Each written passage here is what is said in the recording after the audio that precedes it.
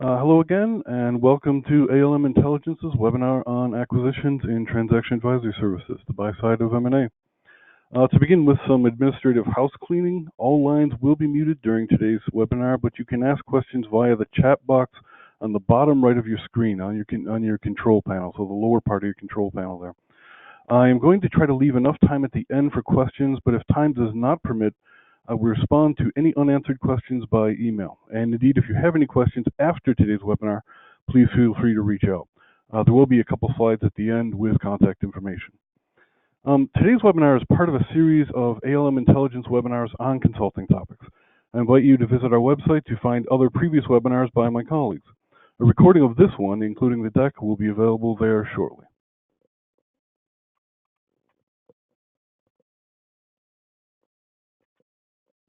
Okay, a little bit about me. My name is Tomek, Jankowski, and I'll be your host today as we explore TAS acquisitions.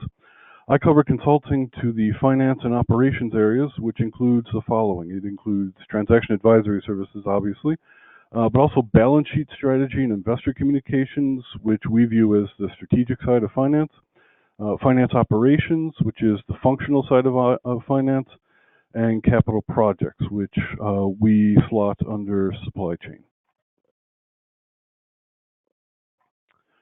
So, speaking of research coverage, let's take a look at ALM Intelligence's consulting taxonomy. On slide 3, we have what we call the wheel, which is ALM Intelligence's approach to the consulting world. There are 33 core management consulting services we call level 3s or L3s across 9 basic functional areas, which are L2s. Traditional consulting domains like strategy consulting, operations, HR, finance, IT, etc., are cross-functional and increasingly integrated. There are important cross-functional offerings like digital or risk, which are embedded in every offering. We put transaction advisory services in the upper right-hand slice called corporate finance, reflecting our view of transaction advisory services being part of a larger portfolio and asset strategy and management function. In corporate finance, there are 2 topical areas. The first is transaction advisory services, which we break into 3 discrete reports. Acquisitions, which is what we're focusing on today, divestitures, and joint ventures and alliances. The other topic in corporate finance is balance sheet strategy and investor communications. Today, we want to discuss the highlights of my recent research on consulting to the M&A acquisitions market. We'll be covering market trends, market context, the ALM Vanguard, and the report's key findings. So let's start with market trends. I'll mention there are a few market drivers here behind consulting. One is the still very healthy volume of M&A activity in 2019, buffeted by near record high valuations. This graphic from the Institute for Mergers, Acquisitions, and Alliances, the IMAA, illustrates this point pretty dramatically. Private equity is still loaded with dry powder, which needs to be deployed. For consulting firms with M&A or transaction advisory practices, and that's most of them, they typically in 2019 derive a very large portion of their consulting revenues from transactions and deals. In some cases, those revenues account for 50% or more of total consulting revenues. There have also been other helpful developments, such as the 2016 tax reform in the US and some other regulatory changes. But perhaps the most promising and sustainable trend is the recognition among a growing number of corporate leaders of the need for a flexible and active portfolio management strategy. This implies a more structural role for M&A, making M&A volumes less susceptible to economic cycles. That level of susceptibility has been a common topic of discussion in my briefings with both consultants and clients, and not surprisingly, views on this are all over the map. It's a we shall see thing. As always, however, there are headwinds. A glance at that IMAA graphic also shows that there have been past surges in M&A activity, and none of them last forever. The one we're in now is of near precedent-setting duration already, which should give everyone pause. On the economic front, we are all watching the horizon, looking for indications that the global economy has slid into recession. Again, we're in record-breaking territory in terms of the longest stretch of unbroken economic growth. There is talk of a new normal, but I think most of us are focusing on how deep the next recession is going to be. Geopolitically, we live in interesting times, the kind that are fun to read about but not so fun to live through. Markets and economic activity are politicized today in ways we haven't seen for nearly a century, posing some unique challenges to investors and anyone considering a deal. Clearly, and maybe ironically, risk management people have some level of job security nowadays, more so than the rest of us. So let's take a look at some market context.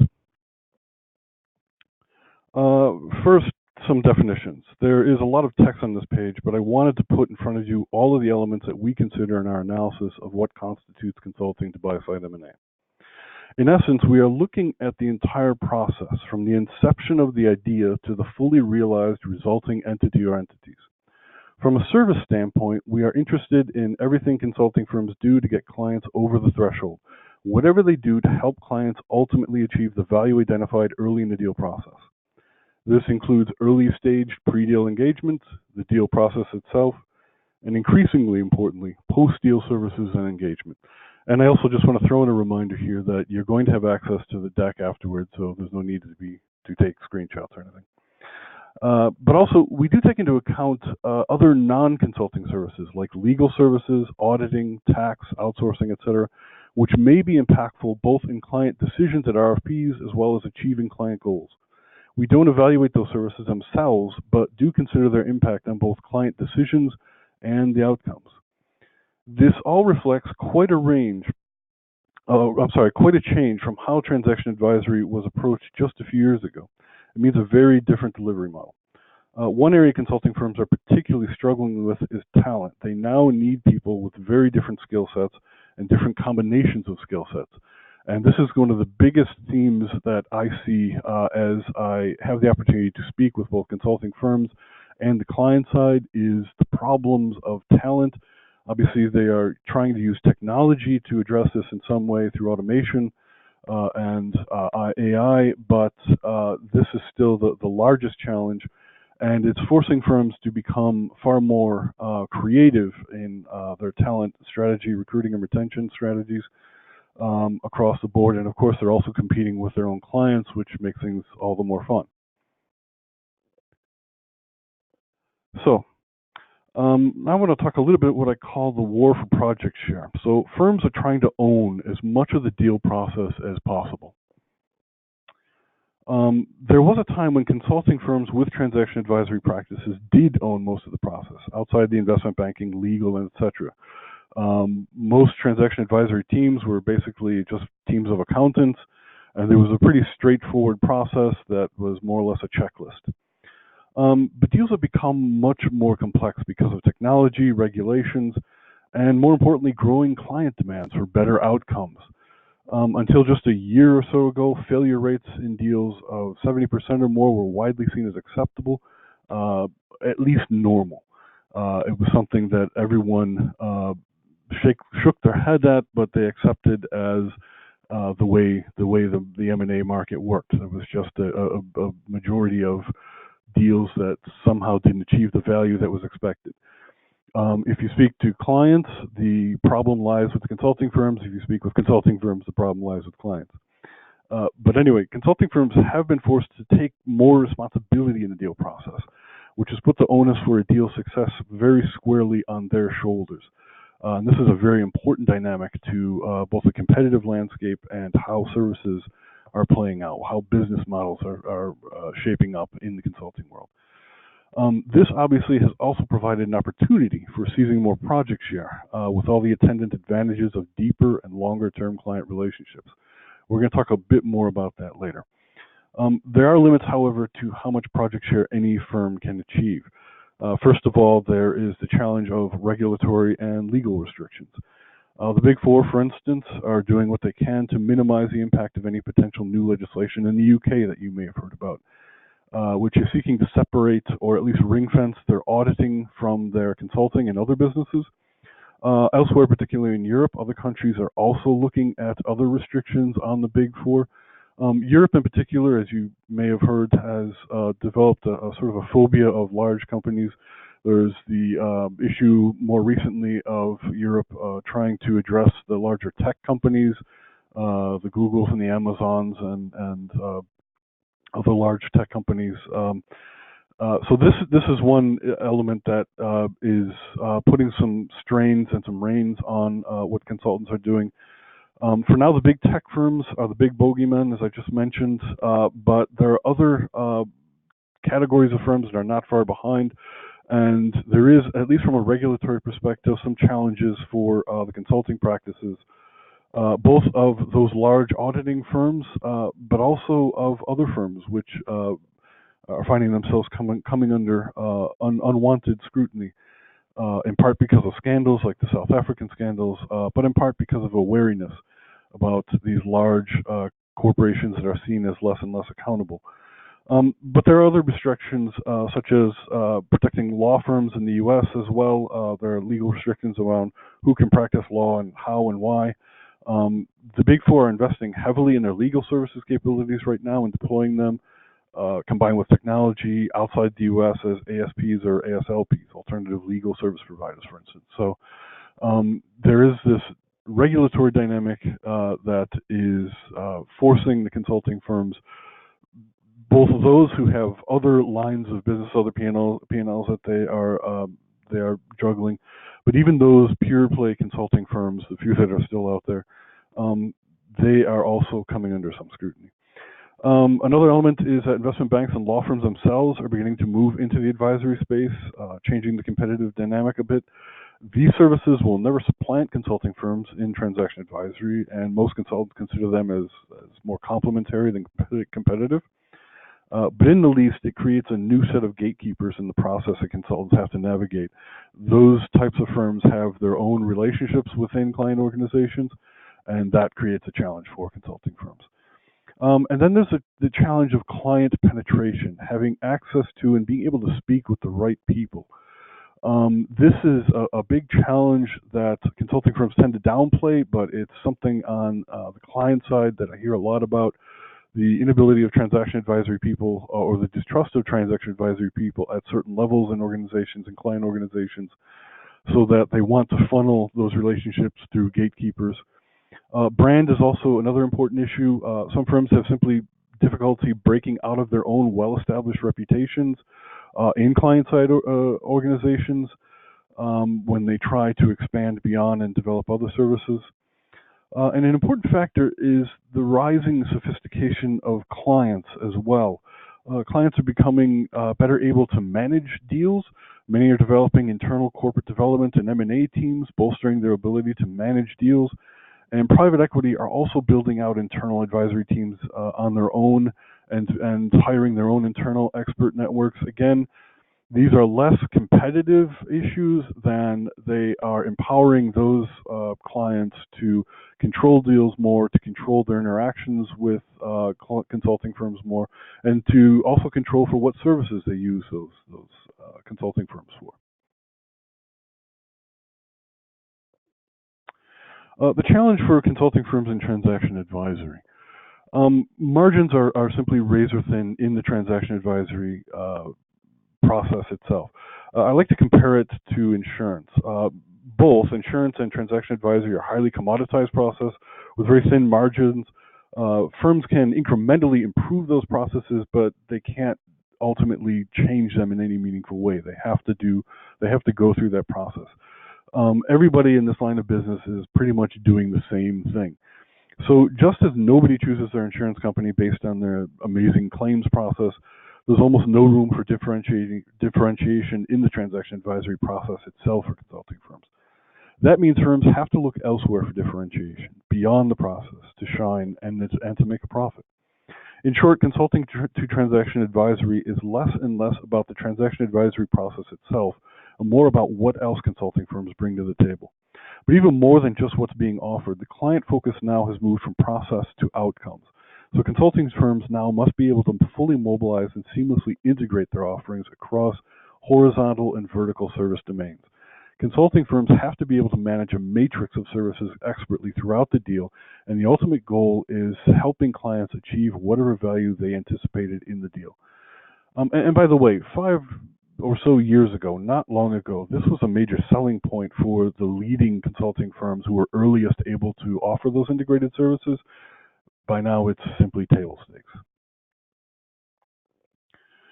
Okay, let's talk a bit about the evolution of the transaction advisory consulting business model. So what are consulting firms doing to stay relevant in the M&A process? There are four basic approach elements. There is the approach itself, which is looking at, again, those closely integrated teams I just mentioned.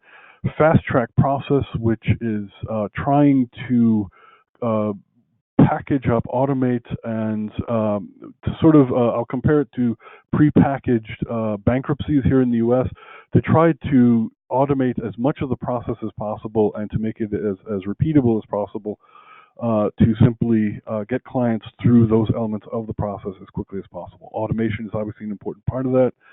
But also transformation and optimization projects are an important approach for some firms. There are those firms, for instance, who treat transaction advisory as a digital transformation process, an operational transformation process. And increasingly, change management is looking at a human capital, a talent transformation process as well, culture transformation process. So these are all important elements to how consulting firms are approaching them, approaching transaction advisory, I should say. In terms of consulting itself, increasingly firms are leaning towards being able to handle the complex elements of transaction advisory, and it has become messier with each year, with each month almost. Change management is also an important dimension, increasingly important dimension. Cross-border capabilities, even, in this age of sort of shrinking or retreating globalism, even middle market players now are developing cross-border supply chains and delivery models, and also leveraging other domains, being able to pull in all of these other elements, and that's going to be something we're going to talk about in a bit as well. These other service elements that become important for, again, clients achieving those goals. Assets are an increasingly important part of consulting to transaction advisory. And in fact, if you look at most investments in terms of acquisitions by consulting firms themselves over the past 2 years, the vast majority of those acquisitions and investments and joint ventures and alliances as well have been around technology tools or technology capabilities, not on transaction advisory itself, not in consulting capabilities. So they're developing these very elaborate diagnostic tools, and with an emphasis on client-facing, client-friendly, user-friendly interfaces. Platforming has become an important part of transaction advisory approaches as well. Innovation, and this is done through a few different ways. A lot of them are done through client collaboration centers and post-deal client panels as well. And interim and managed services, even outsourcing, have become an important part, even for firms that just a couple of years ago didn't offer those types of services. Productization of assets as a service offerings is one of the newer ones. It's a big area of growth and investment as well. And resources, the resources that they can bring, the bandwidth and capacity that they're able to help their clients with, both during the deal, but increasingly, again, as we mentioned, those interim and managed services, post-deal as well. So new skill sets, the ability to bring experts on just about anything across any vertical or horizontal or process. That's an important part. Ecosystem, we're going to be talking a lot about that, but it's the ability to work within a larger ecosystem of other players seamlessly and to enhance their own capabilities, delivery capabilities to that ecosystem. New talent, that's again that big challenge of being able to find the right people. And arms and legs, simply again, capacity. So the good news is it's a frothy market and there are a lot of low quality assets out there. So this is pushing private equity and the corporate side to rely more and more on consulting. The bad news is that the templated cookie cutter M&A practice just doesn't make it anymore. Consulting firms are being asked to become fuller partners in the process and take a greater stake in the outcome. Let's take a look at key findings. I'm aware that the time is coming up here, so I want to make sure that things keep moving. What I want to do is talk about a few different approaches. These are strategy firms The big takeaways for these firms, and this doesn't mean necessarily only strategy consulting firms. These are firms who lead with strategy in some way, and there are a few examples of, for instance, technology firms who are taking this approach.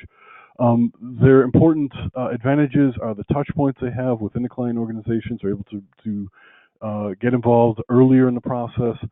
They are developing, most of them are investing very heavily in their downstream capabilities around operations, IT, and more recently, HR and talent as well.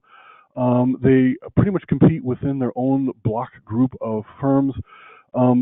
They don't have the finance capabilities that other firms do, or at least they're not willing to get involved in the finance, the quality of earnings and finance due diligence part of the process, and the valuation, et cetera, for those few that do have those capabilities. So they're pretty relegated to a certain part of the process. And of course, the big issue is that since most of them lead with strategy, there's a cost point challenge. A second group is the full process juggernauts. These are those firms who are trying to own as much of the project share as possible. They want to be the full end-to-end capability shops. Most of these, not all, but most of these are auditing heritage firms. Certainly the big four fall into this category. They're pulling, they've been investing very heavily in deep expertise across the board, but they take what I call the a la carte or the supermarket approach, and that's what the graphic here is about. They have to have these full end-to-end capabilities, and their clients want them to have those capabilities, and are pushing them to invest in them, but not because, in particular, especially on the buy side in acquisitions, they're not willing to simply cede control of deals to these firms. They're not willing to hand over full project share. Again, as we mentioned earlier, clients want to control the process more. They're willing to manage multiple consulting firms throughout the process. But what they want is when something goes sideways in the middle of a deal, something unexpected comes up, they want to be able to pull in the expertise or the capabilities of these firms who can immediately step in and seamlessly take over and deal with whatever the problem is and keep things moving. That's what they want those full capabilities for. So these firms, especially the upper echelon of these firms, the big four, but of some others now more recently, their big sell point is being able to handle incredibly complex deals. So the complexity is their selling point, and cross-border, their ability to deliver services around the world. There are some challenges in emerging markets. I've heard some pushback on clients about the ability of these firms to really deliver services in some not necessarily remote geographies, but even sort of second-tier emerging markets outside of the main hub markets in those regions. Suddenly the quality of services becomes a challenge, but still they're the only ones who can do that at this point. They're the ones who are leading on that. Obviously, one of the big issues is assetization, the huge overhead that these firms have to develop. They're also hit with the talent issues and the regulatory scrutiny that we mentioned earlier. Next are the process experts. These are the firms who are still focused primarily in the process. They are expanding into operational and IT, and to a lesser extent HR capabilities. They're sort of following in the steps of the full end-to-end process firms, but not going that far. So they're sort of a tier two. A lot of them are picking up the simpler projects from the top tier and the middle market clients that the big firms either can't do, or on price point it's just not worth it for them to pursue. But they also have some of the same challenges, the overhead and the talent issues. The restructurers are sort of a rising model. They're one of the newer ones who are finding a lot of success, particularly in this year, as there's been a focus in deals on helping pre-crisis, pre-distress clients who see something going wrong down the horizon, but haven't hit the panic button yet. These firms are really stepping up and being able to use their restructuring practices as sort of a counter-cyclical model to help these firms, and M&A is a part of that offering. It's become an increasingly important part of that offering. And they've got the advantage in that restructuring element of their brand. They're well known for these services. The big four are also taking some of this work up as they have seen the light, as it were, have seen where things are going this year. So they have also taken on a lot more restructuring. And again, this isn't simply those firms who have only historically done this. There are some firms like, I'll throw out Roland Berger, for instance, who have also moved very strongly into this model. And in fact, in Europe, several traditional strategy firms have have taken to utilizing their restructuring and turnaround businesses for this. There's obviously the capability ramp up that everyone is facing that these firms have to deal with, and the usual talent issues. Finally, there are the specialists and the boutiques. They still have a place at the table simply because, again, the client side is willing to manage multiple consulting firms for deals, and they're often very impressed by the brand name that these can bring. So I've heard from larger consulting firms often that they'll use these firms or bring them along on deals simply because it impresses the client with the brand name that they have a specialist firm in this small area. Finally, there's a technologist. These firms are often treated like boutiques. They're brought along as implementation partners or sometimes vendors, but some of them are are using transaction advisory again as a transformation opportunity, particularly around digital, around cloud, around platforming. So they approach us as for instance, a digital transformation opportunity. But M&A becomes a part of that. How do you acquire those digital assets? How do you integrate them? So that becomes an important part of what these firms are doing. They have very limited project share and they have very limited relationships, but they are a part of the ecosystem. So very quickly, I see that we're coming up on the time here, but I'm going to do my best to squeeze in here. The key factors that I saw in 2019, and it's very specific to this year, that the leading consulting firms, those who are seemingly having the biggest client impact in transaction advisory, are these basic traits. One is a focus on client outcomes, bringing whatever it takes, doing whatever it takes to ensure that the client actually achieves the value that they expected in a deal. And that often means, we're going to talk very quickly about that in a moment, not just getting them to day one and then walking away. It means often extended post-deal relationships, which can be advantageous, but also means work on their part. It also means engaging and spending resources on their part. Deal life cycle is another part of it, helping clients understand and management this larger sense of M&A being an important tool in their growth strategies and their development strategies. People is a critical part. Again, I was talking about the rise of change management, the culture dimension, the people dimension, how to help clients retain teams, for instance, key teams and key talent, how to mesh the leadership cultures of both organizations.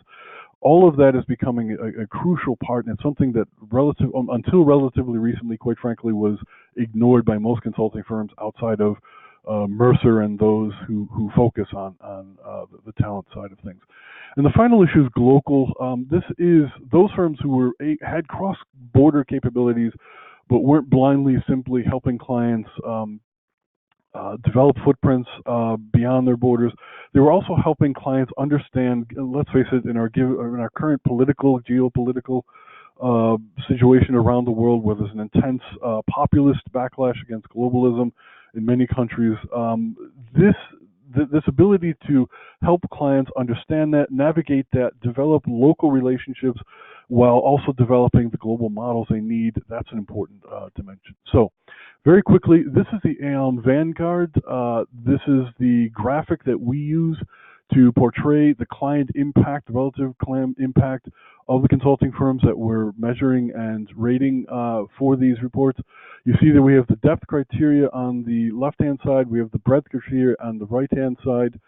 Very quickly, I'm going to ship over to the Vanguard itself. This is the Vanguard for the 2019. Just very quickly, again, it's a very crowded, mature, fragmented market. Those firms who are in the leaders are those who are able to move beyond the process most effectively. And differentiation is happening through both commoditizing those parts of the deal process where they can, but also developing heavy customization capabilities elsewhere in the deal process where they can. So being able to get the clients, again, over that threshold. Client relationships are increasingly an important part, being able to penetrate client organizations and have relationships not just with the C-suite or not just with the CTOs or the CMOs, but throughout the organization at the different levels. The ecosystem challenge, recognizing that no firm today, not even the Big Four, can have all of the resources they need to deliver in-house. They need to develop the relationships through strategic alliances, some joint ventures, and also, just quite frankly, I call this being able to play well with others, to be able to work well with your competitors when necessary to get the deal done. Again, the focus is not on the process anymore. It is moved towards helping clients achieve that value. The overall outlook as we look down the road, again, we talked about the large dry powder still available on the private side. On the corporate side, there's a lot of investment as well, including in early stage investments and again, early stage launches. So there's interest in those. So I think there's strong interest clearly for the next year or two. M&A is going to continue to be strong. The ability of the willingness of clients increasingly to look at M&A as more than just a footprint tool, as more of a strategic and growth tool, bodes very well for keeping consulting, keeping this a healthy consulting market going forward. But there is the reality that this market is highly susceptible to economic and market volatility. There's a lot of that out there. And ultimately, you can't overlook the reality that while clients are willing to spend now, if the markets should go sideways, if the economy really tanks, if credit markets really seize up, you have all of the major consulting firms who are in the leaders and the challengers and otherwise portions of our vanguard here have been very heavily investing across the board in capabilities and assets. And what that means is overhead. That means challenge if markets really dramatically slow down. So that's something to look for down the pike. But again, at the moment, things look pretty healthy. So I apologize for going over a little bit, but if you have any questions about the research, I encourage you to speak to these folks, to reach out to them. If you have any questions about the report itself, about exactly about methodology or other elements, I encourage you to reach out to me. I thank you so much for taking the time to listen to us today, and I hope you continue to engage us going forward. Again, this will all be available on the website going forward, and so I bid you a good day.